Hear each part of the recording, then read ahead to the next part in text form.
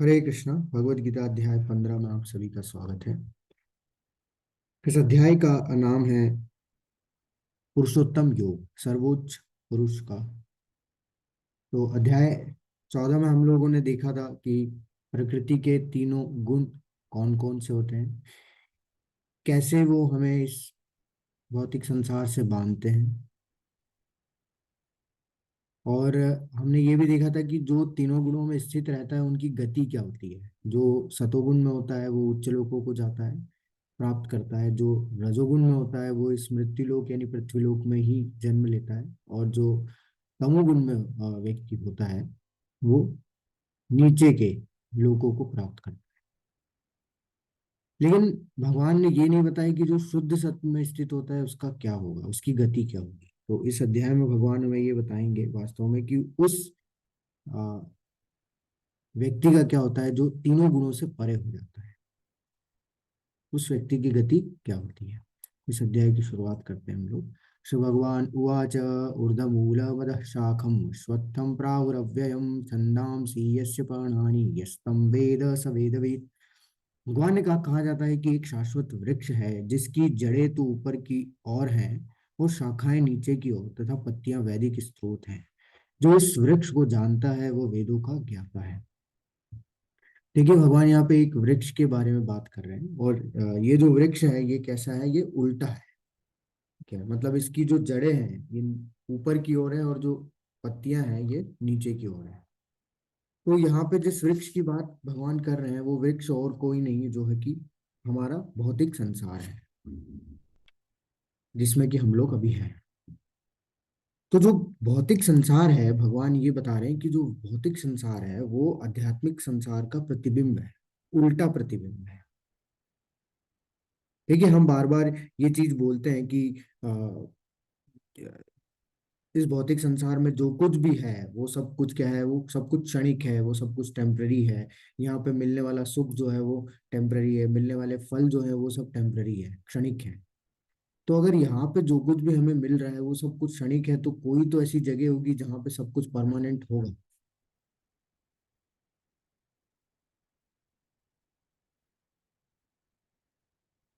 जैसे होता है ना कि नकली नोट व्यक्ति कब बनाता है, जब उसे असली पता होता है।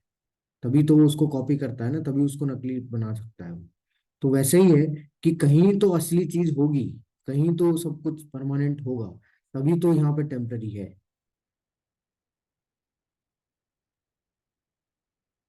तो जहाँ पे सब कुछ असली है, जहाँ पे सब कुछ परमानेंट है, वो क्या है, वो जगह है भगवान का धाम। जहाँ पे कि असली सुख परम आनंद होगा। जो भी फल होगा वो सब क्या होगा, शाश्वत हो, टेम्पररी नहीं हो। तो इसलिए भगवान क्या बता रहे हैं कि जो भौतिक जगत है वो आध्यात्मिक जगत की परछाई मात्र है। जैसे एक उदाहरण आता है कि अब ये वृक्ष आप लोगों ने कहीं देखा, ऐसे ऐसे देखा नहीं होगा। मतलब कहाँ दिखता है ये वृक्ष, जब हम लोग जो है नदी के किनारे जाते हैं, तालाब के किनारे जाते हैं, तो जो किनारों पे जो वृक्ष लगे रहते हैं तो उसकी परछाई जो है वो हमें कहाँ दिखती है, उस तालाब में दिखती है, उस वृक्ष की परछाई। तो वो उल्टा दिखता है। तो इसका उदाहरण यहाँ पे हम लोग कैसे समझ सकते हैं कि जैसे एक बंदर है, एक बंदर क्या कर रहा है, एक बंदर अगर मान लो गया तालाब के किनारे जाता है और वो क्या देखता है कि पेड़ पे लगे हुए फल को देख लेता है। अब वो फल को लेने के लिए, अब उसने जो भी देखा वो सब कहाँ देख रहा था, वो नदी में देख रहा था कि पेड़ पे एक फल लगा हुआ है। और वो उस फल को लेने के लिए क्या करता है, उस नदी में छलांग लगा देता है। उसको लगता है कि वो पेड़ पे से वो फल निकाल लेगा, लेकिन होता क्या है, वो डूब जाता है। क्योंकि वास्तव में फल तो कहाँ लगा है, पेड़ के ऊपर लगा है, और पेड़ जो है वो किनारे पे है। लेकिन वो कहाँ देख के कूद गया, उस प्रतिबिंब को देख के कूद गया। ठीक उसी प्रकार हम भी क्या कर रहे हैं, जो यहाँ सुख भोगने के प्रयास में लगे हुए हैं, प्रयास कर रहे हैं, जो भी सुख भोगने की इच्छा प्रकट कर रहे हैं, वो सब क्या होगा, वो सब एक तरीके से हम लोग बंदर के समान है। क्योंकि हम लोग भी क्या कर रहे हैं, ऐसे सुख की प्राप्ति कर रहे हैं जो कि क्या है, शाश्वत है ही नहीं। अगर हम लोग भी इस तरीके के सुख की प्राप्ति करने का प्रयास करेंगे जो कि शाश्वत नहीं है, या फिर जो भी चीजों का फल का जो है इच्छा प्रकट करेंगे जो भी प्राप्त करने की, जो कि शाश्वत नहीं है, तो हम भी क्या हो जाएंगे, जैसा बंदर डूब गया है तालाब में, वैसा हम भी डूब जाएंगे, इस भवसागर में डूबे ही रहेंगे, कभी बाहर नहीं निकल पाएंगे। तो यहाँ भगवान अगले लाइन में बताते हैं कि इसकी जो शाखाएं हैं और इसकी जो पत्तियां हैं वो वैदिक स्रोत हैं। जो इस वृक्ष को जानता है वो वेदों का ज्ञाता है। तो जैसे हम लोग देखें बहुत सारे ऐसे वृक्ष हैं जिनको हम लोग पत्तियों के माध्यम से क्या कर सकते हैं, जान सकते हैं, वैसे ही इस भौतिक संसार को वेदों के माध्यम से जाना जा सकता है। और अगर वो जान जाता है ये सब चीजें, इस भौतिक संसार और आध्यात्मिक संसार को, तो वो क्या होता है, वेदों का ज्ञाता होने लगता है। इस भौतिक जगत के बंधन की तुलना अश्वत्थ के वृक्ष से की गई। अश्वत्थ का वृक्ष आपको अगर याद हो तो भगवान ने बोला था मैं वृक्षों में अश्वत्थ हूँ। तो अश्वत्थ का वृक्ष ऐसा वृक्ष होता है जिसका भी ना आदि होता है, ना अंत होता है, ना मध्य होता है। वो बहुत विशाल होता है। जो व्यक्ति सकाम कर्मों में लगा है उसके लिए इस वृक्ष का कोई अंत नहीं है। वह एक शाखा से दूसरी में और दूसरी से तीसरी में घूमता रहता है। इस जगत रूपी वृक्ष का कोई अंत नहीं है। और जो इस वृक्ष में आसक्त है उसकी मुक्ति की कोई संभावना नहीं है। वैदिक स्रोत जो आत्मोन्नति के लिए है वही इस वृक्ष के पत्ते हैं। इस वृक्ष की जड़ें ऊपर की ओर जाती बढ़ती है, और क्योंकि वे इस ब्रह्मांड के सर्वोच्च लोक से प्रारंभ होती है जहां पर ब्रह्मा स्थित है। यदि कोई इस मोह रूपी अविनाशी वृक्ष को समझ लेता है तो वह इससे बाहर निकल सकता है। तो आप यहाँ देखिए, ये जो है भगवान का जो है धाम है। तो इसमें हम लोग ये भौतिक संसार की बात कर रहे हैं जिस वृक्ष के बारे में भगवान बता रहे हैं कि वृक्ष क्या है, ये जो उल्टा प्रतिबिंब है किसका, आध्यात्मिक संसार का, आध्यात्मिक जगत का, जहाँ पे कि भगवान निवास करते हैं, भगवान का जो धाम है। तो यहाँ ये स्टार्ट होता है ब्रह्मा जी के लोक से, जो मैंने कल ही हमने इस पर चर्चा की थी कि जो उच्चतम लोक है वो भगवान का, ब्रह्मा जी का है सत्यलोक। और सबसे नीचे जो है वो पाताल लोक है। उसके बीच में जो है वो कौन से 12 लोक, अलग अलग 12 अलग अलग प्लेनेटरी सिस्टम होते हैं। ठीक है, जिसमें सबसे मध्य में आता है भूलोक, जिसमें कि हम लोग रह रहे हैं, अर्थ प्लेनेट। तो आप यहाँ अगर देखेंगे तो ये जो ऊपर का जो लोक है यहाँ पे ब्रह्मा, तो यहाँ पे सारे देवी देवताओं का जो है वो, तो यहाँ देख देख सकते हैं आप, ये इंद्र देव का है। तो इसमें होता क्या है कि अगर कोई व्यक्ति पाप कर्म करता है तो वो नीचे के लोगों को, तो ये जो है इस शाखा के माध्यम से वो क्या कर रहा है, पाप कर्म कर रहा है तो वो नीचे के लोगों को प्राप्त करेगा, अधम से अधम योनियां प्राप्त करेगा। अगर पुण्य कर्म कर रहा है तो पायस एक्टिविटी वो ऊपर जो है ऊपर के लोगों को प्राप्त करेगा। और ये जो बीच में जो है, जो वहाँ पे हम लोग रहते हैं जहाँ पे ये सब चलता रहता है, धर्म जो है उसके, धर्म के बीच में लड़ाइयाँ चल रही है, ठीक है, सब अपनी इच्छाओं की पूर्ति के लिए इंद्रिय तृप्ति में लगे हुए हैं, इकोनॉमिक डेवलपमेंट, और ये सब जो है ये कहाँ हो रहा है, ये सब भूर लोग यानी कि हम लोग जहाँ पे रहते हैं। तो ये प्रतिबिंब है जो कि हम लोग सब कहाँ फंसे हुए हैं, इस भौतिक संसार में फंसे हुए हैं। और ये भौतिक संसार को किससे भगवान कंपेयर कर रहे हैं, उल्टे वृक्ष से कंपेयर कर रहे हैं, जो कि क्या है, सिर्फ एक परछाई है इसकी, आध्यात्मिक संसार की।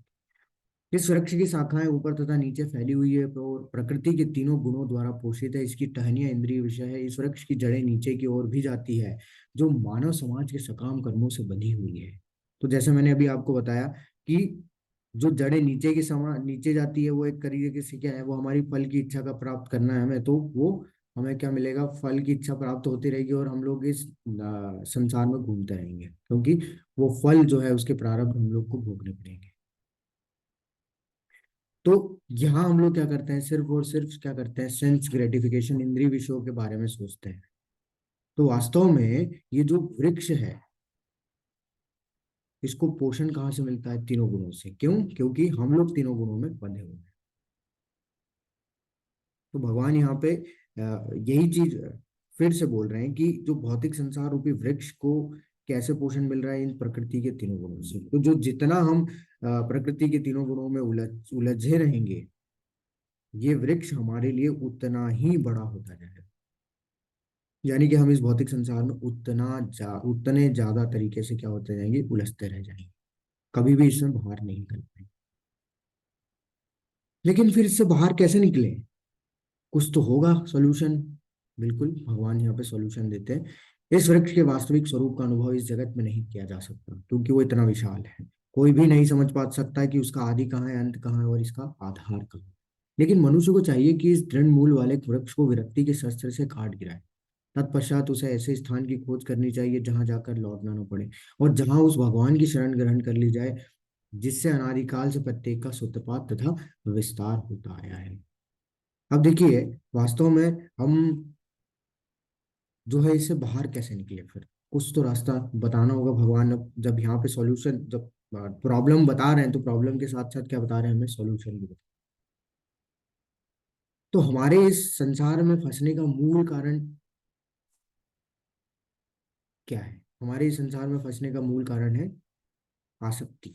आसक्ति यानी कि अटैचमेंट। हम लोग क्या हो चुके हैं, अपने ही चीजों से आसक्त हो चुके हैं, अपनी ही चीजों से क्या हो चुके हैं, वो अटैच हो चुके हैं, जिससे कि हम लोग क्या हो, उनसे डिटैच हो नहीं पा रहे हैं। जैसे कोई व्यक्ति अपने परिवार से आसक्त है, कोई व्यक्ति अपने आ, पद से आसक्त है, कोई व्यक्ति अपने पैसों से आसक्त है, कोई व्यक्ति अपने कार, कोई व्यक्ति अपने जानवर, पता नहीं।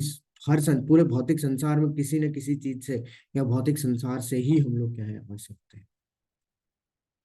और उसी के कारण से हम लोग क्या कर रहे हैं, उसी के कारण से हम लोग इस वृक्ष को या फिर इस भौतिक संसार रूपी वृक्ष को, वृक्ष से निकल नहीं पा रहे, इसमें उलझते रह जाते। तो भगवान यहाँ पे उत्तर दे रहे हैं कि कैसे निकल सकते हैं, कि मनुष्य को चाहिए कि इस दृढ़ मूल वाले वृक्ष को विरक्ति के शस्त्र से काट गिरा है। कैसे? विरक्ति के शस्त्र से। विरक्ति यानी कि इससे डिटैच हो।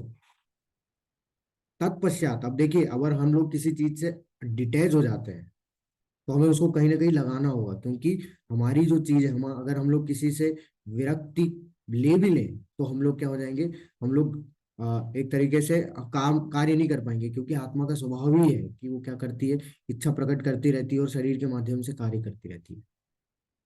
तो हम लोग क्या कर सकते हैं कि हम लोग विरक्ति तो कर सकते हैं, लेकिन हमारी जो शक्ति है उसको कहीं ना कहीं लगाना होगा। भौतिक संसार से विरक्ति कर ली, लेकिन उसको फिर लगाए कहाँ? तो भगवान बोल रहे हैं तत्पश्चात उसे ऐसे स्थान की खोज करनी चाहिए जहां जाकर लौटना ना पड़े, जहां उस भगवान की शरण ग्रहण कर ली जाए, जिससे अनादिकाल से प्रत्येक का सूत्रपात तथा विस्तार होता है। देखिए, हमारी जो आत्मा है उसका स्वभाव है कि वो कभी भी शांत नहीं रह सकती।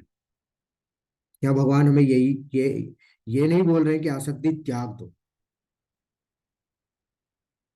अगर हम लोग आसक्ति त्याग देंगे तो हम लोग जड़ हो जाएंगे, क्योंकि हमारा फिर कोई वजूद ही नहीं रह जाएगा। यहाँ भगवान बोल रहे हैं कि आसक्ति होनी चाहिए, लेकिन किस चीज में होनी चाहिए वो बहुत ज्यादा महत्वपूर्ण है। ये हमें अपनी बुद्धि का प्रयोग करना है यहाँ पे, कि कहाँ हम लोग अपनी आसक्ति को लगाएं, कहाँ हमारी किस चीज से आसक्ति होनी चाहिए। जैसे उदाहरण के तौर पे, अर्जुन की आसक्ति भगवान में थी, इसलिए उसने किसको मांगा? भगवान को। लेकिन दुर्योधन की आसक्ति किसमें थी? भोग में थी, इसलिए उसने किसको चुना? भोग को। यानी कि उसने क्या चुना कि मुझे सारी सेना चाहिए, मैं इस निहत्थे व्यक्ति का क्या करूं। और धृतराष्ट्र की भी आसक्ति राज्य में थी, भोग में थी। तो इसीलिए हमारी भी आसक्ति कहाँ होनी चाहिए? हमारी आसक्ति हमें सही जगह पे लगानी है, यानी कि हमें भगवान में अपनी आसक्ति को बढ़ाना है। तो अगर हम लोग भी अपनी आसक्ति को भगवान के प्रति बढ़ा लेते हैं तो क्या होगा कि हम लोग वैसे ही इस संसार से विरक्ति यानी कि इस संसार से डिटैच हो जाएंगे। हमारे पास कोई भी ऐसी चीज नहीं रहेगी जिससे कि हम लोग आसक्त होकर इसमें फंसते रहें। लेकिन फिर इस जो जो सतोगुण से ऊपर चला, क्योंकि अब अगर एक बार किसी से विरक्ति, अगर आपने भौतिक संसार से विरक्ति कर ली तो आप क्या हो जाएंगे? तीनों गुणों से ऊपर उठ जाएंगे। हम लोग इन तीनों गुणों से जो है उनको पार कर जाएंगे, गुणातीत हो जाएंगे। और फिर कहाँ जाएंगे? जब हमारी मुक्ति होगी तो हम लोग कहाँ जाएंगे? भगवान ने बोला है कि मेरे धाम को प्राप्त करो। और भगवान अब अपने धाम के बारे में बता रहे हैं कि भगवान का धाम कैसा है। आपको कहीं नहीं मिलेगा, मतलब ऐसा नहीं कि ऐसा वेदों में या फिर कहीं पे, लेकिन बहुत सी जगह पे जो है भगवान के धाम के बारे में जो है क्या बताया, इस भगवान के धाम के बारे में वर्णन आपको मिल जाएगा। लेकिन ये बहुत सीक्रेट है कि भगवान अपने धाम के बारे में स्वयं बताए। कोई दूसरा आपको जो है, कोई दूसरे देवी देवता या फिर कोई आ, दूसरा जो भक्त है वो बताएगा भगवान के धाम धाम के बारे में, लेकिन ये बहुत सीक्रेट है क्योंकि भगवान अपने धाम के बारे में स्वयं बताए। न तद भासयते सूर्यो न शशांको न पावक यद्गत्वा न निवर्तन्ते तद्धामम पर मम मम। भगवान बोल रहे वह मेरा परम धाम न तो सूर्य या चंद्रमा के द्वारा प्रकाशित होता है और न ही अग्नि या बिजली से।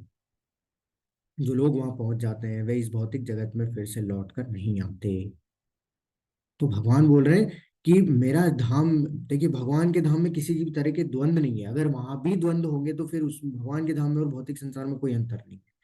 इसलिए भगवान के धाम में कोई द्वंद नहीं होता।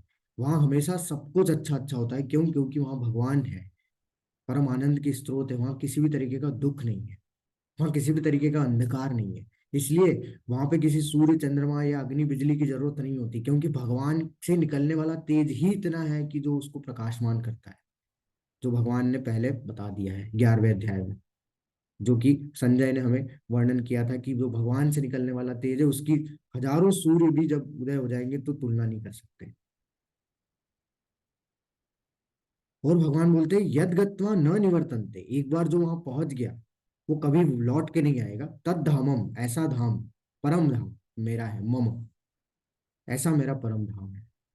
तो भगवान स्पष्ट रूप से यहाँ पे बता रहे हैं कि मेरा परम धाम एक बार जिसने प्राप्त कर लिया वो कभी भी इस संसार में लौट के नहीं आएगा। तो ये किसके लिए बोला है? ये भगवान बोल रहे हैं उन व्यक्तियों के लिए जो कि तीनों गुणों से ऊपर उठ जाते हैं, जो इस भौतिक संसार से विरक्ति को जो है पूरी तरीके से विरक्ति से जो है पूरी तरीके से क्या करते हैं, विरक्ति हासिल कर लेते हैं, मतलब इससे डिटैच हो जाते हैं पूरी तरीके से इस भौतिक संसार से। अब ब्रह्मा जी भी जो है भगवान के धाम की पुष्टि करते हैं कि हाँ ऐसा कोई धाम होता है, क्योंकि हम लोग को पता है सिर्फ भौतिक संसार के बारे में, अपने संसार के बारे में। हम लोग को ये नहीं पता कि और भी इसके ऊपर भी एक संसार है, वैकुंठ हम लोग जानते हैं, है ना। तो वो भी एक अलग जगत है जहाँ पे कि जाने के बाद हम लोग कभी लौट के नहीं आएंगे, ये हम लोग कभी नहीं जानते। तो हाँ, ब्रह्मा जी जो है अपनी प्रेयर्स में, अपनी प्रार्थना में बताते हैं चिंतामणि प्रकर सद्मा सुकल्प वृक्ष। तो भगवान का जो धाम है वहां पे जो पत्थर है वो चिंतामणि के पत्थर है। चिंतामणि वो किससे बने? चिंतामणि पत्थरों से बना हुआ है। जहाँ मतलब चिंतामणि पत्थर ऐसे पत्थर होते हैं जिस भी चीज को छूते हैं वो उस धातु, जो भी धातु है उसमें कन्वर्ट कर देते हैं, उसको बदल देते हैं। सदमासु कल्प वृक्ष, वहां के जो वृक्ष है वो कल्प वृक्ष है। कल्प वृक्ष मतलब ऐसे वृक्ष जो कि जो इच्छा आप बोले, जो जो इच्छा आपकी होगी वो फल और फूल प्रदान करेंगे। ऐसा नहीं सीजनल जो फूल होते हैं, जो सीजनल जो वृक्ष होते हैं कि गर्मी के टाइम पे आम आएगा, ऐसा अलग अलग जो भी होता है इत्यादि, ऐसा नहीं होता। जो इच्छा होती है वो इच्छा के अनुसार हमें फल और फूल प्रदान करते हैं। लक्षावृति सुरभि अभिपालयंतम, वहां पे सुरभि गायें हैं, जो सुरभि गायें जो कि क्या कर रही है, जो कि क्या क्या होती, कैसी होती है, जो कि अनंत मात्रा में दूध देती है। ऐसा नहीं हमारे यहाँ की जो गाय है जो कि सीमित मात्रा में दूध देती है।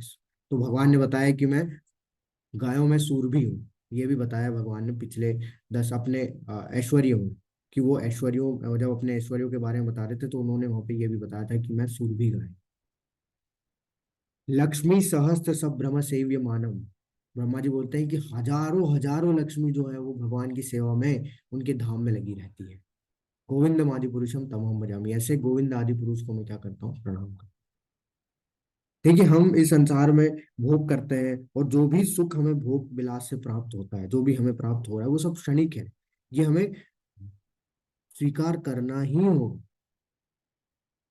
लेकिन हम लोग इसको भूल जाते हैं कि संसार क्या है, दुखालय है, यानी दुखों का घर है। यहाँ पे हम लोग कुछ नहीं भी करेंगे तो दुख हमें कहीं ना कहीं से ढूंढ के आ ही जाएंगे। अगर कोई व्यक्ति शांत भी बैठा रहेगा तो उसे दुख तो मिलेंगे ही मिलेंगे। उससे ऐसा लग रहा है कि वो बहुत आनंद में, लेकिन वो आनंद में नहीं है, वो कुछ क्षण के लिए आनंद में है, वापिस उसको दुख मिलेंगे ही मिलेंगे। इसलिए तो उसको भगवान स्वयं दुखालय बोले हैं। भगवान स्वयं ने सृष्टि बनाई है और फिर भी इसको बोल रहे हैं दुख। तो अगर हमें भी वास्तविक सुख चाहिए तो हमें क्या करना होगा? भगवान के धाम जाना होगा।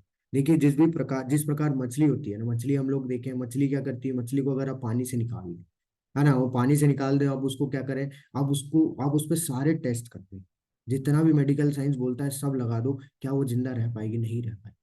क्यों? क्योंकि उसका संबंध, सीधा संबंध पानी से, और आपने उसको पानी से निकाल दिया। वैसे ही हम लोग कितना भी कोशिश कर लें संसार में सुखी रहने का, खुश रहने का, भगवान से अलग होकर हम लोग खुश रह ही नहीं पाए। इसलिए ये जो आध्यात्मिक ज्ञान मार्ग है, भक्ति का जो मार्ग है, ये क्या करता है? हमें भगवान से अपने आप को कनेक्ट करता है। इसलिए भगवान ने बोला है कि इस संसार में रहते हुए भी तुम सुख जो है, दुख से शांति प्राप्त कर सकते हो। कैसे? जब तुम मुझे अपने आप से जोड़ोगे। इसलिए भगवान पूरे भगवत गीता में हमें क्या बता रहे हैं? युक्त वैराग्य के बारे में बता रहे हैं कि मुझे जोड़ो अपने जीवन में। कहीं ये नहीं बोल रहे कि कुछ छोड़ो जो कर रहे हो, बस भगवान ये बोल रहे हैं मुझे जोड़ो।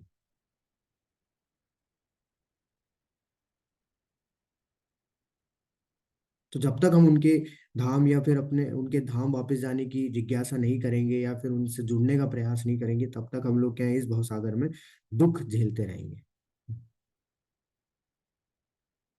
अब एक और प्रश्न आता है यहाँ पे, इसी इसी श्लोक से मुझे एक चीज याद आई कि कई बार ऐसा होता है कि लोग आजकल जैसे बहुत सारे वैज्ञानिक है बड़े बड़े, सब लोग क्या कर रहे हैं, कोई मार्स पे पानी ढूंढ रहा है, कोई जुपिटर पे जो है वो जीवन ढूंढ रहा है, कोई कुछ कर रहा है, कोई कुछ कर रहा है।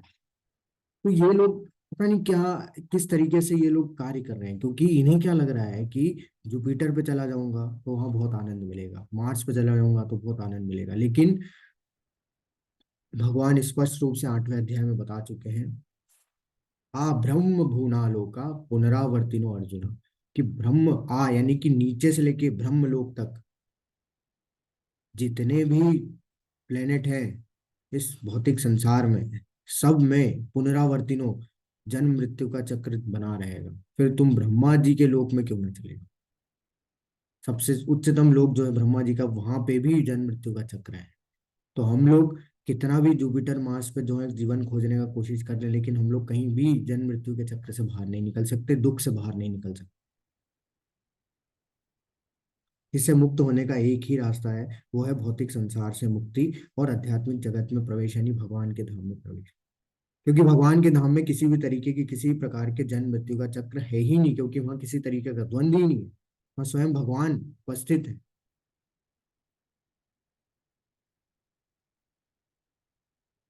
इस बद्ध जगत में सारे जीव मेरे शाश्वत अंश है, बद्ध जीवन के कारण में वे छहों इंद्रियों के कारण घोर संघर्ष कर रहे हैं।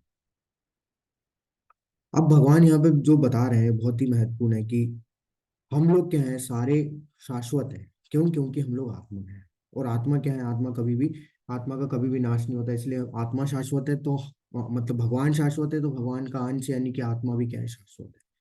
और भगवान इस चीज की पुष्टि कर चुके हैं, नैनम छिन्दन्ति शस्त्राणि नैनम दहति पावका न चैनम क्लेदयन्ति आपो न शोषयति, कि आत्मा को कुछ भी कर लो, नष्ट नहीं किया जा सकता। तो बद्ध जीव, बद्ध यानी कि जो बंधा हुआ है किससे, इस संसार से, वो क्या कर रहा है, हम लोग सब लोग संघर्ष कर रहे हैं। किन किन किन के कारण से संघर्ष कर रहे हैं? एक तो हमारी इंद्रियों के कारण से, क्योंकि हम लोग लगे हुए हैं इनको जो है तृप्त करने में, जो कि तृप्त कभी हो ही नहीं सकती। और साथ साथ मन। तो छह, पांच पांच हमारी इंद्रियां हो गई और एक मन, यानी कि छह, इन छह इंद्रियों के कारण हम लोग संघर्ष कर रहे हैं इस संसार में। और जिनको तृप्त करने का हम लोग प्रयास करते जा रहे हैं, हम लोग कभी वो कर ही नहीं पाएंगे कि ये तृप्त हो जाए, कभी तृप्त नहीं होगी। आपकी जीवा कभी तृप्त हो ही नहीं सकती। आप आज खाएंगे, आज आपने भोग कर लिया, कल आप मान लो इतना खा लिया आपने, उतनी इतना तुष्ट कर लिया कि कल आपकी इच्छा नहीं हो रही है, तो कल नहीं खाएंगे, लेकिन अगले दिन आपको फिर भूख लगेगी, फिर जीवा आपको जो है वो बोलेगी नहीं मुझे खाना दो। तो हम कुछ नहीं, ऐसा नहीं है कि हम लोग किसी को भी तृप्त कर पाएंगे, कोई भी इंद्रिय ऐसी नहीं है हमारी जिसको हम लोग तृप्त कर पाएंगे। हम लोग बस संघर्ष कर रहे हैं उनसे, उनको, उनसे, उनके ही दास बने हुए हैं। जैसे एक उदाहरण देता हूँ मैं आपको, कि भगवान इसलिए हमें क्या कर रहे हैं, बार बार फोर्स कर रहे हैं कि हम लोग क्या करें, उनसे अपने आप को कनेक्ट करें, जिससे कि हम लोग उनसे इस सारे दुखों से मुक्त हो सके। देखिए, एक ऐसे ही उदाहरण देता हूँ, कि हम लोग के घर में जो है, हमारे में जो माता पिता है, तो माता पिता क्या करते हैं, हमारे लिए बहुत मेहनत करते हैं, बहुत जो है त्याग करते हैं, वो अपनी चीज, मतलब वो सब वो इतनी मेहनत इसलिए करते हैं कि हमारा जो बच्चा जो है सुखी रह सके। ठीक है, लेकिन अगर उनको पता चलता है कि उनका बच्चा तो जो है वो गलत आदतों में लगा हुआ है और वो पैसे उड़ा रहा है, तो माता पिता को कितना दुख होगा, कि बताओ इतना हम लोग इसके लिए कर रहे हैं, और ये जो है अपनी मनमानी ढंग से कार्य कर रहा है, और ये इस तरीके से जो है गलत चीजों में लग के दुख खुद झेल रहा है। तो वैसे ही हमारे जो वास्तविक पिता है, वो है भगवान। और भगवान है परम आनंद के स्रोत। तो हम भी हैं परम आनंद के स्रोत। तो भगवान जो है वो भी हमें चाहते हैं कि ये, पता नहीं क्यों लोग अपनी इच्छा से ये दुख झेले जा रहे हैं, जबकि ये लोग है ही नहीं इस लायक। ये तो परम आनंद को भोगने के लोग हैं, यानी कि हमारी बात कर रहे हैं भगवान। हम लोग भी सच्चिदानंद विग्रह है, क्योंकि हमारा भी स्वभाव कैसा है कि हम लोग हमेशा आनंद में रहते हैं, क्योंकि भगवान हमेशा आनंद में रहते हैं। लेकिन हम लोग क्या करते हैं, कुछ इंद्रिय सुख के लिए उनको छोड़ देते हैं भगवान को, और भोग में लगे रहते हैं। भोग पूरा एंजॉय में एंजॉय करते रहते हैं, कभी याद ही नहीं करते। याद भी करते हैं तो कब करते हैं, जब डीलिंग होती है कि अरे भगवान कुछ कर दो, कुछ हो नहीं रहा है, ये डीलिंग पानी करते हैं लोग सब भगवान से।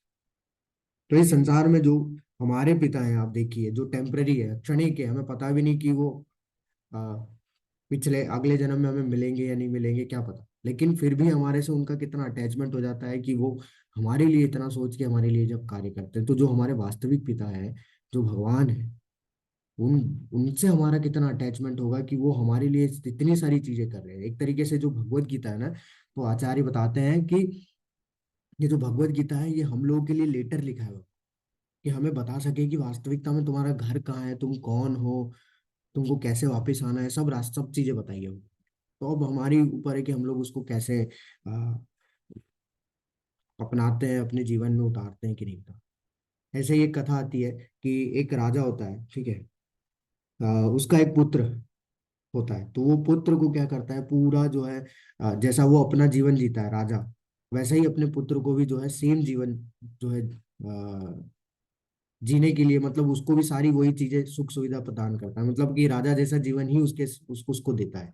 लेकिन क्या होता है कि जब पुत्र बड़ा हो जाता है, तो उसके अंदर एक इच्छा आ जाती है कि वो भी राजा बनना चाहता है। वो बोलता है अपने पिताजी को कि मैं राजा बनना चाहता हूँ। पिताजी बोलते हैं कि तुम राजा क्यों बनना चाहते हो, मैंने तुम्हें सारी वही सुख सुविधा दी है जो मैं अपने लिए जो है प्रयोग करता हूँ, जो एक राजा जैसा जीवन जीते हैं, मैंने तुमको वही जीवन दिया है, फिर तुम्हें क्यों राजा बनना है। लेकिन वही है, वो जिद करता है बार बार, नहीं नहीं मुझे राजा बनना है, और वो घर छोड़ के भाग जाता है, मतलब वहाँ राजमहल छोड़ के भाग जाता है, और वो ऐसे ही भटकता रहता है, गाँव गाँव राज्य राज्य भटकता रहता है, एक जगह से दूसरी जगह भटकता रहता है। राजा को अच्छा नहीं लगता, राजा क्या करता है कि अपने मंत्री को भेजता है। अब देखिए मंत्री को तो वो लड़का जानता है, तो वो मंत्री को जैसे ही देखता है उस आते हुए, तो मंत्री को जो है वो मना कर देता है कि आप मेरे को अगर बुलाने आए हो तो मैं नहीं जाऊँ, मैं अपना खुद कमाऊंगा, खुद खाऊंगा और खुद आनंद लूंगा, मैं अपना राजा जैसा जीवन जीऊंगा, मैं किसी के साथ नहीं जा सकता। वो मंत्री को भगा देता है। फिर कुछ समय बीतता है, तो राजा को लगता है कि पता नहीं कहाँ घूम रहा है। तो वो क्या करता है, अपने एक साधारण व्यक्ति को भेजता है, क्योंकि वो साधारण व्यक्ति अपने राज्य से बुलाता है, मंत्रालय से बुलाता है एक साधारण व्यक्ति को, और बोलता है कि जाओ उसको ढूंढो, और जहाँ कहीं भी मिलता है उसको नौकरी दे दो। तो ठीक है, राजा बोलता है, वो जाता है व्यक्ति, उसको ढूंढता है, वो मिलता है, वो जो व्यक्ति है जो राजमहल से आया है, उस वो क्या करता है, उस लड़के को, राजा के लड़के को नौकरी दे, जैसे ही नौकरी मिलती है राजा का लड़का खुश हो जाता है, आनंद भोग करता है, पूरा खुद पैसा कमाता है, पूरा एंजॉय करता है, को लगता है कि अब जीवन में बहुत आनंद है। लेकिन वही है कि वो आनंद कब तक है, एक समय के बाद उसको फिर एहसास होने लगता है कि यार उसने बहुत बड़ी गलती करी, क्योंकि जिस स्थिति में अभी वो है, उससे कहीं ज्यादा अच्छी स्थिति में वो अपने राजमहल में था। उसके पिताजी खुद उसको अपने हाथों से खाना खिलाते थे, उसके साथ खेलते थे, ठीक है, अमोद प्रमोद करते थे, सब कुछ होता था। लेकिन फिर भी मैंने कितना गलत किया। तो उसको जब ये एहसास होता है, तो वो निर्णय लेता है कि मैं जाऊंगा और पिताजी से जो है माफी मांगूंगा, फिर भले ही वो मुझे ठुकरा दे, मुझे भले ही स्वीकार ना करे, लेकिन मैं अपनी अपनी तरफ से मैं कार्य करूंगा, क्योंकि मैंने गलती की है। और वो जाता है, और क्या देखता है, जैसे ही जो जाता है तो देखता है कि पिताजी पहले से ही दरवाजे पे खड़े हुए हैं उसके इंतजार में। और जब वो जाता है माफी मांगता है, तो पिताजी उसको आलिंगन करते हैं, और फिर उसको अपने साथ ही जो है राजमहल में लेके जाते हैं। तो ठीक उसी प्रकार हम लोग की स्थिति है इस लड़के जैसी। ये लड़का क्या है, वैसे ही जिस जिस तरीके से इस लड़के की स्थिति, हमारी भी ऐसी स्थिति थी कि भगवान से ही हमने इच्छा प्रकट की कि हमें भी राजा बनना है, हमें अपने आप हमें सेवा नहीं करनी है, ऐसा हमने बोला। और हम लोग राजा बनने के लिए इस संसार में आ गए, और यहाँ पे दुख झेल रहे हैं, इस कलमशों में फंसे हुए हैं। और भगवान हमें निकालने के लिए अपने पार्षदों को भेज रहे हैं। अब देखिए, गुरु को भेज रहे हैं, भक्तों को भेज रहे हैं, शास्त्रों को भेज रहे हैं, अपनी वाणी को भेज रहे हैं, भगवत गीता हमें भेजी। लेकिन हम फिर भी उन पे विश्वास नहीं करते, फिर भी उनकी बात नहीं मानते।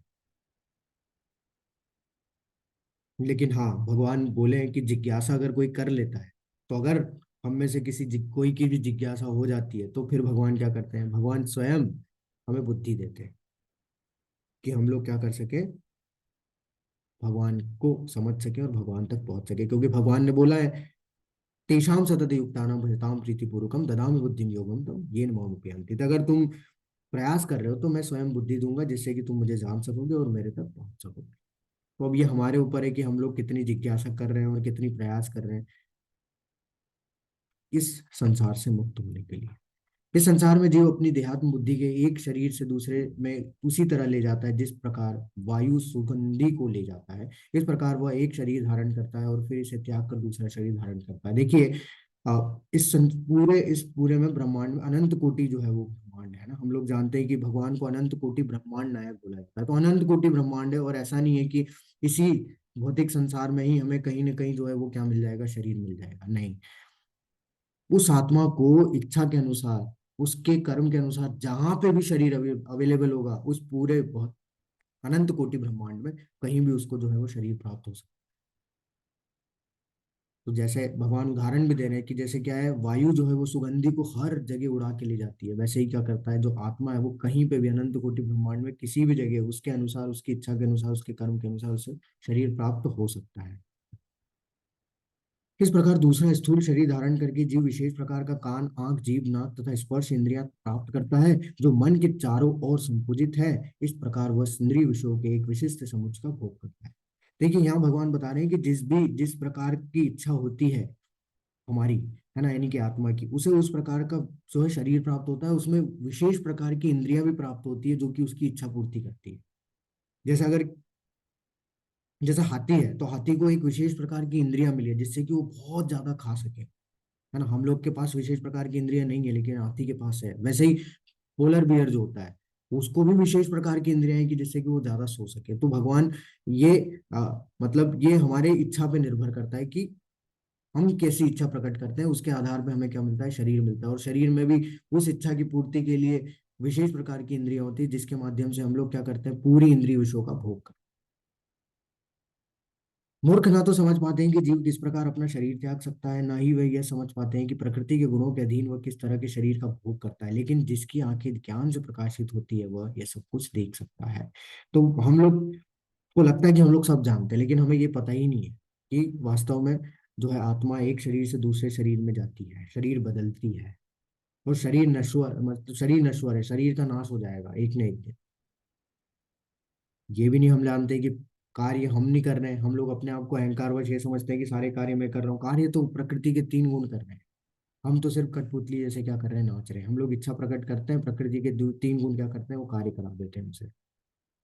तो बुद्धि हमारी कहाँ फंसी हुई है, बुद्धि भी हमारी किस में फंसी हुई है, माया में फंसी हुई है, क्योंकि हम लोग निर्णय नहीं ले पाते, और जो तीनों गुण है, जिस भी गुण में जो व्यक्ति होता है वो कार्य कर देता है। तो अगर ये सब चीजें कोई व्यक्ति जान जाता है, इन सब चीजों को अगर समझ लेता है, तो वही क्या है, वास्तव में ज्ञानी है, क्योंकि उसके अंदर की अज्ञानता समाप्त हो गई है। और अगर नहीं समाप्त हुई है तो उसकी विधि भगवान बता चुके हैं चौथे अध्याय में कि हमें क्या करना चाहिए, प्रमाणिक गुरु के पास जाके इन सब चीजों को सीखने का प्रयास करना चाहिए, क्योंकि प्रमाणिक गुरु ही हमारे अंदर के अज्ञानता को समाप्त कर सकते हैं। और अभी हमारे लिए प्रमाणिक गुरु कौन है, अभी हमारे लिए प्रमाणिक गुरु है प्रभुपाद जी, क्योंकि जिसके माध्यम से हम लोग ये सब चीजें समझ रहे हैं और हमारे अंदर की जो भी अज्ञानता है उसको दूर कर रहे हैं। और अगर नहीं हो रही तो हमें बार बार बार बार इस भगवत गीता यथारूप को पढ़ते रहना चाहिए, जिससे कि हमारा जो है हमारे अंदर की अज्ञानता धीरे धीरे धीरे धीरे धीरे समाप्त होती चली, और हम लोग वास्तविकता को देख सकते हैं, देख पाने के योग्य हो जाए। आत्म साक्षात्कार को प्राप्त प्रयत्नशील योगी जन यह स्पष्ट रूप से देख सकते हैं, लेकिन जिनके मन विकसित नहीं है और जो आत्म साक्षात्कार को प्राप्त नहीं है, वे प्रयत्न करके भी यह नहीं देख पाते कि क्यों क्या हो रहा है। देखिए बहुत से ऐसे लोग हैं, वास्तव में क्या होता है कि बहुत से लोग प्रयास तो करते हैं कि वो आत्म साक्षात्कार के स्तर तक पहुंच जाएंगे, लेकिन कई बार ऐसा हो जाता है कि बाहर माया इतनी प्रबल है कि वो कभी भी डिस्ट्रैक्ट हो जाएगा, विचलित हो जाएगा, तो वो कहाँ आ जाएगा, वापिस वही स्तर पे आ जाएगा।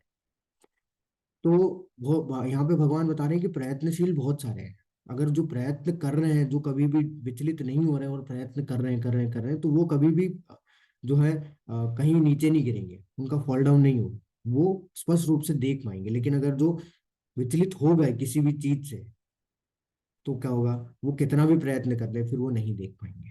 तो विचलित होना ही क्या करेगा, हमें नीचे गिरा देगा। बहुत संसार में बहुत डिस्ट्रैक्शन है, हम लोग किसी भी से भी अगर विचलित हो गए तो वो हमें नीचे गिरा।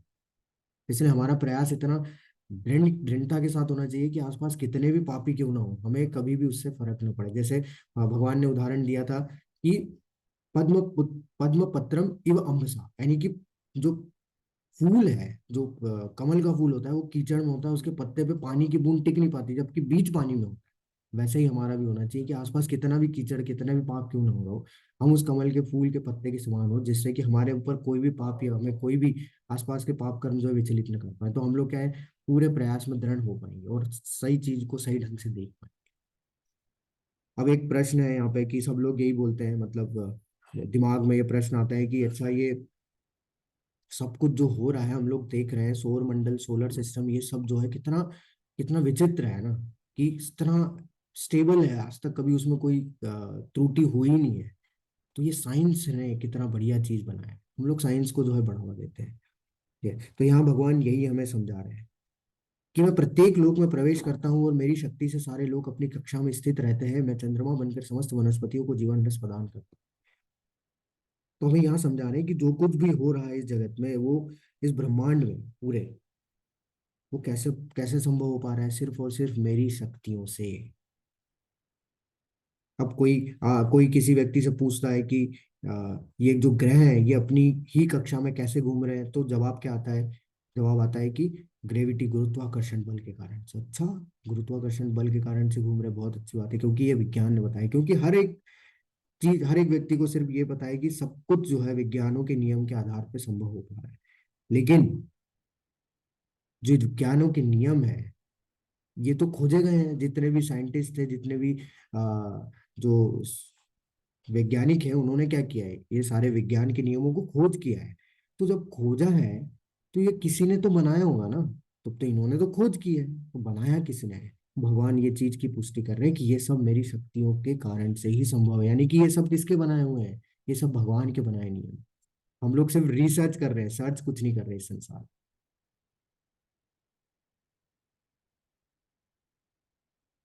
तो देखिए, उनके बनाए नियम अगर आप देखें, अगर आप गौर करें, तो कितने कितने पूर्ण है, मतलब उसमें किसी भी तरीके की कोई त्रुटि नहीं है। आप देखिए, कोई भी ऐसा ग्रह नहीं है जो एक दूसरे से टकरा जाए कभी। अपनी ही कक्षा में घूमता है और अपनी एक गति, कांस्टेंट स्पीड से घूमता रहता है, कभी नहीं एक दूसरे से टकराते। ऐसा भी नहीं है कि घूमते घूमते सूरज में मिल जा रहे हैं, कहीं ऐसा कहीं भी नहीं हुआ, कभी नहीं हुआ। ऐसा भी नहीं हुआ है कि जब सूरज, देखिए आप, सूर्य जब उदय होता है तो उसका निश्चित समय है, उसी समय उदय होता है। फिर दुनिया उठे ना उठे, दुनिया भले ही सोते ही रहे 24 घंटा 25 घंटा, लेकिन सूर्य उदय होकर अस्त हो जाएगा। समय पे उदय होगा, समय पे अस्त हो जाएगा। तो ये भगवान के बनाए नियम है, जिसमें कि कहीं पे भी आपको त्रुटि नहीं दिखेगी। लेकिन हमारे बनाए हुए नियमों में बहुत त्रुटियां हैं। तो भगवान आगे बताएं कि मैं चंद्रमा बनकर समस्त वनस्पतियों को जीवन रस प्रदान करता हूँ। तो भगवान ही क्या करते हैं? चंद्रमा एक तरीके से क्या है, पूरे उसमें जैसे एक तरीके से आ, उसकी जो किरणें हैं वो क्या करती है, जो जीवन रस प्रदान करती है। यानी कि आपने देखा होगा ना कि हम लोग जब शरद पूर्णिमा आता है तो उसमें दूध को जो है वो बाहर रख देते हैं, जिससे कि चंद्रमा की किरणें उस पर पड़े, तो उससे हेल्दी हो जाता है आदमी ना। तो वही है कि जितनी भी वनस्पतियां हैं उस पर जब चंद्रमा की किरणें पड़ती है तो उसके अंदर जो है वो रस आता है। ठीक है, जैसे फूलों के अंदर जो है खुशबू आना, सब्जियों के अंदर रस आना, ये सब कहाँ से आता है? ये सब चंद्रमा के कारण से ही संभव हो पाता है। तो भगवान वही चीज बोल रहे हैं, समस्त वनस्पतियों को जीवन रस प्रदान करते हैं। मैं समस्त जीवों के शरीरों में पाचन अग्नि हूँ, और मैं श्वास प्रवास में रहकर 4 प्रकार के अन्नों को पचाता हूँ। तो भगवान क्या करते हैं कि 4 प्रकार के अन्नों को पचाने का कार्य भी वही कर रहे हैं। कभी हमने ये सोचा है कि हम लोग जब खाना खाते हैं तो वो सीधा पेट में ही क्यों जाता है? बीच में तो बहुत सारे रास्ते हैं, कहीं पे बीच में कहीं इधर उधर क्यों नहीं हो जाता? ये भी भगवान का बनाया हुआ है। तो ये मशीन भगवान की ऐसी बनाई है कि इतनी इसमें भी कोई त्रुटि नहीं होती है। तो जैसा हम लोग करते हैं वैसा ही होता है सब। तो हम लोग खाना खाते हैं, पेट में जाता है, वो पच जाता है। पच क्यों जाता है? भगवान बोल रहे हैं कि उसको पचाने के लिए भी वो जो पाचन अग्नि की जरूरत होती है, वो मैं ही हूँ, मैं ही प्रदान करता हूँ। और वहीं से जो है वो खाना पच पाता है। 4 प्रकार के जो अन्न होते हैं वो हम लोग पचा देते हैं। तो वो भी किसके कारण संभव हो पा रहा है? वो भी भगवान के कारण संभव हो पा रहा है। बहुत ही महत्वपूर्ण श्लोक है ये। और अगर आप इसको इसको कहीं पे भी आप इसको जो है यूज कर सकते हैं, क्योंकि इस श्लोक में भगवान ने बहुत सारी ऐसी चीजें जो है बताई है, जो कि हम लोग के इस भौतिक संसार के लिए, यानी कि हम लोग के लिए, अपने जीवन के लिए बहुत ज्यादा महत्वपूर्ण। जो आजकल बहुत सारी भ्रांतियां हैं, उनको भगवान ने तोड़ दिया। जैसे भगवान सब बोलते हैं कि भगवान हृदय में हमारे स्थित है परमात्मा के रूप में। कहाँ बोला है भगवान ने? भगवान ने यहाँ बोला है, सर्वस्य चाहम हृदय सन्निविष्टो, मैं प्रत्येक जीव के हृदय में असीम हूँ। फिर बहुत से लोगों के अंदर भ्रांति होती है कि मेरी याददाश्त सबसे तेज है। मतलब बोलते हैं ना आजकल की, आज बहुत सारी ऐसी दवाइयां पी रहे हैं लोग याददाश्त तेज करने के लिए, मेरी याददाश्त सबसे तेज है, मैं सबसे ज्यादा ज्ञानी हूँ। और कई बार ऐसे बहुत बहुत से लोग होते हैं कि अच्छा, बहुत सारे ऐसे लोग हैं जिसकी याददाश्त बहुत कमजोर है। तो भगवान बोलते हैं मत्त स्मृति ज्ञानम अपोहनम च, जो स्मृति है, जो याददाश्त है, जो ज्ञान है, जो विस्मृति है, वो भी मेरे से ही है, वो सब मुझसे है, मैं ही प्रदान करता हूँ। कोई कितना भी घमंड कर ले अपने ज्ञान पे, अपनी याददाश्त पे, कुछ भी कर ले, वो सब भगवान से आता है। वेदे से सर्वे हमें वो वेद्यो, बहुत सारे लोग बोलते हैं वेद पढ़ना चाहिए। भगवत गीता में कुछ नहीं रखा है, वेद पढ़ो, ये तो सार है, डिटेल में जाओ पढ़ने के लिए। अब अगर कोई व्यक्ति को यही नहीं पता कि वेद पढ़ने का लक्ष्य क्या है, तो वो अपना समय बर्बाद कर रहा है फिजूल में, वो किताबों को पढ़ के 18,000 श्लोक पढ़ लिया, कोई मतलब तो निकला नहीं। भगवान बोल रहे कि मैं ही वेदों के द्वारा जानने योग्य हूँ, अगर हमें ये पता ही चल गया तो हम लोग वेद क्यों पढ़े हैं। हमें भगवान ने सीधा एक ही लाइन में बता दिया कि वेदों के द्वारा जानने योग्य मैं हूँ, तो हम लोग सीधा हम भगवत गीता से जानने का प्रयास कर रहे हैं, तो हम वेदों को क्यों पढ़े, जबकि भगवान स्वयं की वाणी है वेद। फिर भी भगवान उस चीज को यहाँ पे क्लियर कर रहे हैं कि वेदों के द्वारा जानने योग्य मैं हूँ। वेदेश सर्वे हमें वो वेदो वेदांत कृत वेद वित्तेव चाहूँ। निसंदेह में वेदांत का संकलन करता है, यानी कि सब वेदांतों को संकलन करता भी भगवान है, और समस्त वेदों को जानने वाले भी वो खुद है। और फिर भी वो ये बोल रहे हैं कि वेदों के द्वारा जानने योग्य मैं हूँ।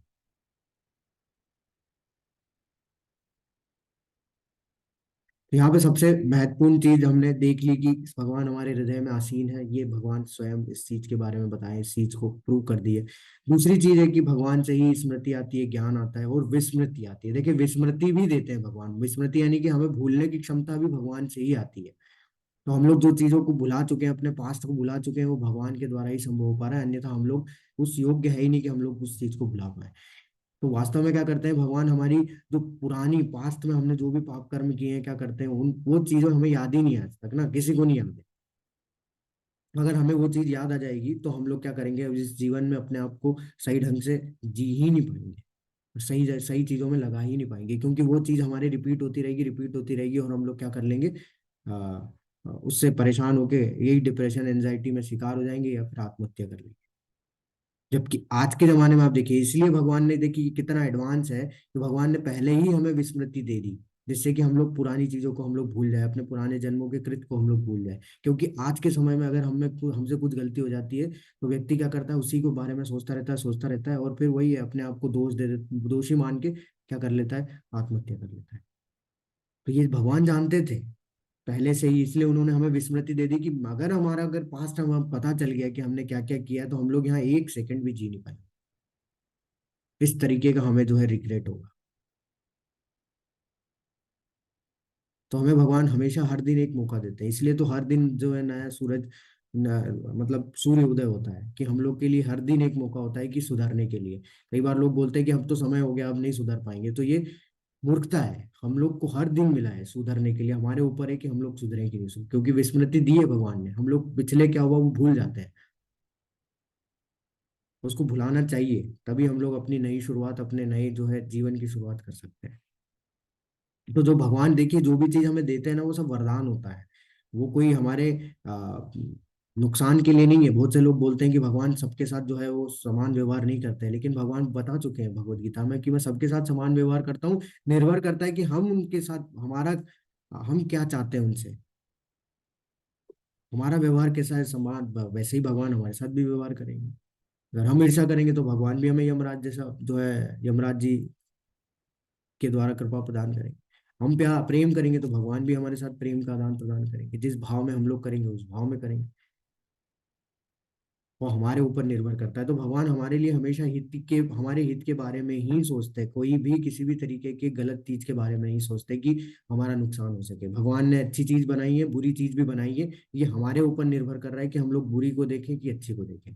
क्योंकि अगर वो हमें गाइड कर देंगे तो हमें पता चल जाएगा, अच्छा ये अच्छी चीज करना है, तो वो हम हमारे ऊपर है कि हम लोग उनकी जो बताई हुई बात मान रहे हैं कि नहीं मान रहे। तो इच्छा पे कभी भगवान फोर्स नहीं करते, फोर्स अगर कर देंगे तो हम लोग क्या हो जाएंगे, जड़ हो जाएंगे, हमारी इंडिविजुअलिटी खत्म हो जाएगी। तो भगवान हमारी श्रेष्ठता के बारे में सोचते हैं किस तरीके से, हमारे फ्यूचर को देख के। तो भगवान की प्लानिंग होती है हमारे फ्यूचर को देख के, हम लोग की जो प्लानिंग होती है हमारे प्रेजेंट को लेके। तो इसलिए हम लोग हमेशा फेल हो जाते हैं, भगवान कभी फेल नहीं होते हैं इन चीजों में, क्योंकि वो हमारे बारे में सब जानते हैं। जीवन जीव दो प्रकार के होते हैं, च्यूत और अछूत, यानी क्षर और अक्षर। भौतिक जगत में प्रत्येक जीव च्यूत है, यानी कि इस संसार में हम लोग सब क्या है, नश्वर है, सब कुछ नष्ट हो जाएगा भौतिक संसार में, लेकिन आध्यात्मिक जगत में सब कुछ जो है वो शाश्वत है, जो कभी भी नष्ट नहीं होता। इन दोनों के अतिरिक्त एक परम पुरुष परमात्मा जो साक्षात अविनाशी है और जो तीनों लोकों में प्रवेश करके उनका पालन करते हैं। तो इन सबसे क्षर अक्षर सबसे परे है कौन, भगवान। तो ये सब चीजें उन्हीं के कारण स्वरूप है। तो ये सब चीजों से वो परे है, इन सब चीजों में वो कभी नहीं बनते। ये सब चीजें हम जैसे जीवों के लिए होती है। ठीक है, चूंकि मैं अक्षर तथा अक्षर दोनों के परे हूँ और चूंकि मैं सर्वश्रेष्ठ हूँ, अतः मैं इस जगत में तथा वेदों में परम पुरुष के रूप में विख्यात हूँ। और भगवान स्वयं इस चीज की पुष्टि कर रहे हैं कि मैं ही श्रेष्ठ हूँ, मैं ही सर्वश्रेष्ठ हूँ। इसलिए पूरे जगत में जो है मैं आ, और पूरे वेदों में इसके परम पुरुष के रूप में विख्यात हूँ, तो इसीलिए पुरुषोत्तम बोला गया है। तो आप अगर आप देखेंगे तो लक्ष्मी नारायण जो होते हैं वो होते हैं पुरुषोत्तम। राम जी और सीता मैया जब आती है, सीता राम, वो होते हैं मर्यादा पुरुषोत्तम। और जब श्रीमती राधा रानी और कृष्ण की बात आती है तो वो होते हैं परम पुरुषोत्तम। तो इसलिए भगवान क्यों क्यों ऐसा क्यों बोला जाता है, क्योंकि भगवान स्वयं इस चीज की पुष्टि करें कि मैं ही सर्वश्रेष्ठ हूँ और इस जगत में और पूरे वेदों में मैं ही परम पुरुष के रूप में विख्यात हूँ, परम पुरुष के रूप में।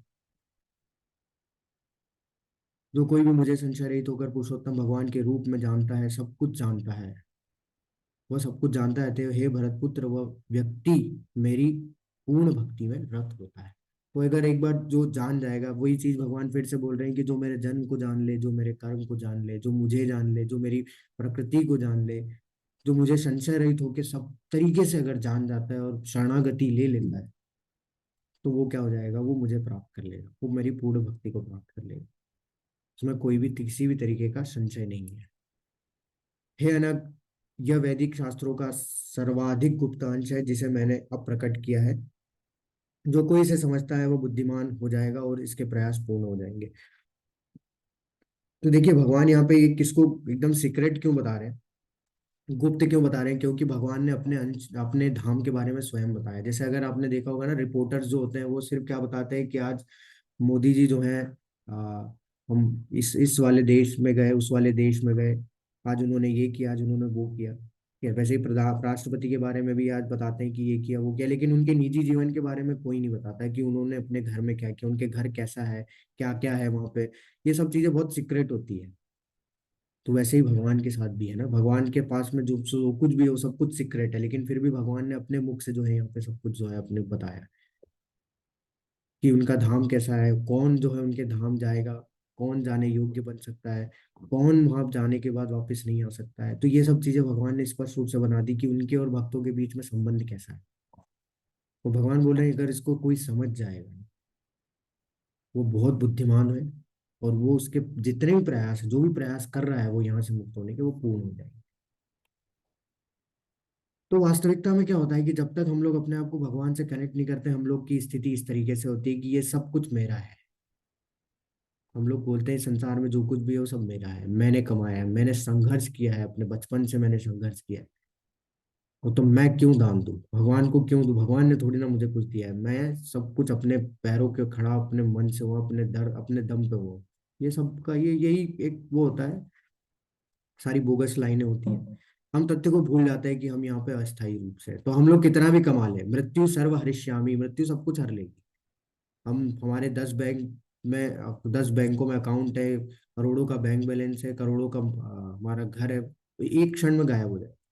मृत्यु सब कुछ हर लेगी, जैसे ही मृत्यु होगी कुछ नहीं जाएगा, जैसे जैसे खाली हाथ आए थे खाली हाथ चले जाएंगे। तो ये घमंड है हमारा, जो हमारा अहंकार है, ईगो है, जो कि हमें क्या करता है, गिरा देता है नीचे। फिर कभी भी हम लोग ऊपर नहीं उठ पाते हैं। यही दृष्टिकोण बदल जाता है अगर कोई व्यक्ति अपने आप को भगवान से जोड़ लेता है। कैसे कि अगर कोई व्यक्ति का अपमान हो रहा है, तो उसको अपनी प्रतिष्ठा लगती है कि मेरा अपमान कर दिया वहां पे। जैसे यहाँ पे ही एक फोटो दिखाया जा रहा है कि जैसे इस व्यक्ति को अगर कोई किसी ने मूर्ख बोल दिया है तो उसका कैसा आप हाल देखिए, वो बहुत गुस्सा होगा, उसको पूरा दिन वही घूमता रहेगा, इसने मूर्ख कैसे बोल दिया। ये झूठी झूठी प्रतिष्ठा है। हम लोग वास्तव में मूर्ख ही हैं। जैसे यहाँ पे आप देखिए, जब कोई व्यक्ति भगवान से होता है तब उसे एहसास होता है कि हम लोग मूर्ख हैं, जो कि यहाँ पे क्या है, भगवान को छोड़ के यहाँ पे इस पीड़ा को झेल रहे हैं बस। तो ये भाव होता है जब हम लोग भगवान को अपने आप से जोड़ लेते हैं, तो हमारा जो झूठा अहंकार है, झूठी प्रतिष्ठा है, वो सब सब समाप्त हो जाती है। दूसरी चीज है कि यही अपने आप को सुपर टैलेंटेड समझते हैं, जो पैसे कमा रहे हैं आजकल, जो बड़े बड़े सब लोग हैं, जो अपना, वो भी आपने देखा होगा, सब अपने आप को सुपर टैलेंटेड समझते हैं कि हम लोग का जो है एकदम अलग माइंड है बिजनेस, तो कि हम लोग इतना यूज कर रहे हैं। वास्तव में वो सब भ्रम है, इल्यूजन है। हमें लगता है कि हम लोग बहुत सुपर टैलेंटेड है, लेकिन वास्तव में बुद्धि भी, ज्ञान भी, स्मृति भी, सब कुछ कहाँ से आ रही है? भगवान से। और हम भगवान को भूल जाते हैं, और वही हमें क्या कर देता है? नीचे गिरा देता है।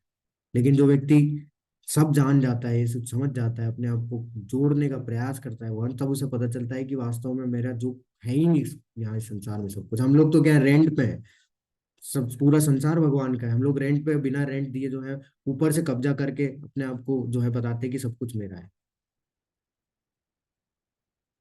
तो ये भ्रम से मुक्ति हो जाएगी हम लोग की। जैसे झूठा रिश्ता, हम लोग बोलते हैं ये मेरा भाई है, मेरी बहन है, मेरी माता पिता, पत्नी, बच्चे, ये सब झूठे रिश्ते हैं। झूठे रिश्ते मतलब कि ये सब टेम्परेरी, क्षणिक है, इस समय तक है, हमें सिर्फ ड्यूटी दी गई है कि इनका जो है आपको क्या करना है, इनका इनकी सेवा करनी है, और इनको जो है छोड़ना नहीं है, बस आपको ड्यूटी, ऐसे ड्यूटी निभानी है। लेकिन हम लोग उसमें इतना, उस ड्यूटी में हम लोग इतना आसक्त हो जाते हैं कि हम लोग भगवान को भूल जाते हैं, क्योंकि वास्तविक माता पिता तो हमारे भगवान है। तो हमारा जो सच्चा रिश्ता है वो किससे है? वो भगवान से है, और वो हम लोग भूल जाते हैं। बाकी सब इस संसार में झूठे रिश्ते हैं, वो समाप्त हो जाएंगे। एक एक दिन, एक एक करते, एक एक दिन, एक एक दिन करते जो है सब कुछ समाप्त हो जाएगा। तो जहां भी भक्ति होती है वहां भौतिक कल्मश नहीं रहता। भगवत भक्ति तथा स्वयं भगवान एक है, क्योंकि दोनों आध्यात्मिक है। भक्ति परमेश्वर की अंतरंगा शक्ति के भीतर होती है। भगवान सूर्य के समान है, अज्ञान अंधकार है। जहाँ सूर्य विद्यमान है वहाँ अंधकार का प्रश्न ही नहीं उठता। अतएव जब भी प्रामाणिक गुरु के मार्गदर्शन के अंतर्गत भक्ति की जाती है तो अज्ञान का प्रश्न ही नहीं उठता। तो जैसे मैंने आपको बताया था कि अगर हमें अभी भी प्रयास करने में हम लोग विफल हो रहे हैं, नहीं सीख पा रहे, तो कहीं ना कहीं हमारे अंदर वो अज्ञानता है कि वो कहीं समाप्त नहीं हो पा रहा। तो हमें फिर वही एक गुरु की शरण, यानी कि फिर हमें पूरी तरीके से बार बार इसको रिपीट करना है, तब जाके हम लोग क्या कर पाएंगे, अपने अंदर की अज्ञानता को दूर कर पाएंगे, अपने आप को जो है वो भगवान के प्रति समर्पित कर पाएंगे, या फिर अपने आप को भगवान से आसक्त कर पाएंगे। प्रत्येक व्यक्ति को चाहिए कि इस कृष्ण भावनामृत को ग्रहण करे और बुद्धिमान तथा शुद्ध बनने के लिए इस भक्ति करे। जब तक कोई कृष्ण को इस प्रकार नहीं समझता और भक्ति में प्रवृत्त नहीं होता, तब तक हमारे मनुष्य की दृष्टि में कोई कितना भी बुद्धिमान हो, पूर्णतः बुद्धिमान नहीं है। तो आजकल बहुत अपने आप को लोग बुद्धिमान बताते हैं, लेकिन वास्तव में वो बुद्धिमान नहीं है। क्यों? क्योंकि वो जानते नहीं है कि हम कौन है। वो जानते नहीं है कि मैं यहाँ क्यों आया हूँ, मेरा जिस जीवन का लक्ष्य क्या है। उन्हें लगता है कि पैसे कमाना, जॉब लेना, ये लक्ष्य है। नहीं, हम लोग जानते नहीं है कि वास्तविकता में हमारा और भगवान के बीच में संबंध क्या है। तो जब तक ये सब चीजें हमें नहीं पता चलेगी, जब तक हम लोग पूर्ण ज्ञानी नहीं हो सकते, पूर्ण बुद्धिमान नहीं हो सकते। अनग मतलब है निष्पाप, निष्पाप। जब तक मनुष्य पाप कर्मों में मुक्त नहीं हो जा पाप कर्मों से मुक्त नहीं हो जाता, तब तक कृष्ण को समझ पाना कठिन है। उससे समस्त कलमश, समस्त पाप कर्मों से मुक्त होना होगा, तभी वह समझ सकता है। लेकिन भक्ति इतनी शुद्ध तथा शक्तिमान होती है कि एक बार भक्ति में प्रवृत्त होने पर मनुष्य स्वतः निष्पाप हो जाता है। तो जो भक्ति का मार्ग है इतना शुद्ध है। क्योंकि हम लोग बोलते हैं कि अरे मैं तो भक्ति कर ही नहीं पाऊंगा, क्योंकि मैंने तो बहुत पाप किए हैं, मैं बहुत पाप कर रहा हूँ, नहीं कर पाऊंगा। तो अगर हम लोग ये विचार करते रहेंगे और इसका इंतजार करते रहेंगे कि हम लोग जो है शुद्ध हो जाए, तब जो है भगवान की भक्ति में लगेंगे, तो हम यहाँ पे जन्म जन्मांतर तक यही घूमते रहेंगे भौतिक संसार में। इसलिए हमें शुरू करना चाहिए। जब हम लोग शुरुआत करते हैं इस चीज की, हम अपने आप को भगवान से जोड़ने का प्रयास करते हैं, चैंटिंग करना शुरू करते हैं, प्रसाद खाना शुरू करते हैं, तो धीरे धीरे धीरे धीरे हमारे पाप कर्म भी जो है वो क्या होते जाते हैं? समाप्त होते जाते हैं। यानी कि हम लोग जो बुरी आदतें हमारे अंदर है वो धीरे धीरे धीरे धीरे धीरे धीरे खत्म होती जाती है। लेकिन हमें शुरुआत करनी है, तभी हम लोग शुद्ध हो पाएंगे, क्योंकि ये प्रोसेस ही शुद्धता की है, शुद्ध करती है। सबसे महत्वपूर्ण बात जिस पर विजय पानी है वो है हृदय की दुर्बलता। हम पहला पतन प्रकृति पर प्रभुत्व जताने की इच्छा के कारण होता है। दूसरा हृदय की दुर्बलता है कि जब कोई अधिकाधिक प्रभुत्व जताने की इच्छा करता है तो वो भौतिक पदार्थ के स्वामित्व के प्रति आसक्त हो जाता है। इस संसार की सारी समस्याएं इन्हीं हृदय की दुर्बलताओं के कारण है। इस अध्याय के प्रथम 5 श्लोकों में हृदय की इन्हीं दुर्बलताओं से अपने को मुक्त करने की विधि का वर्णन हुआ है, और छठे श्लोक से अंतिम श्लोक तक पुरुषोत्तम योग की विवेचना हुई है। तो वास्तव में हम लोग क्या कर रहे हैं, हम लोग क्या इस संसार से इतना ज्यादा आसक्त हैं कि हम लोग इसको छोड़ना चाह ही नहीं रहे। हमें लगता है कि यहाँ पे बहुत आनंद है। तो ये हम लोग इसी कारण से क्या कर रहे हैं, अपने आप को अहंकार व सब कुछ सारी चीजों का भोक्ता मान बैठे हैं, और फिर इस संसार में जो भी कर रहे हैं इंद्रिय विषयों को भोग के लिए, वो सब क्या हो रहा है, हमें कर्मों के बंधनों से बांधता जा रहा है, और हम लोग इस संसार में यानी कि जन्म मृत्यु के चक्र में घूमते जा रहे हैं। तो हमें प्रयास करना चाहिए कि इससे ऊपर उठें और अपने आप को जो है भगवान से, अध्यात्म से कनेक्ट करें, जिससे कि हम लोग क्या हो सके, इन सारी चीजों से, इन वास्तविक समस्या से जो है मुक्त हो सके। तो हमारा ये अध्याय यही समाप्त होता है। हरे कृष्ण।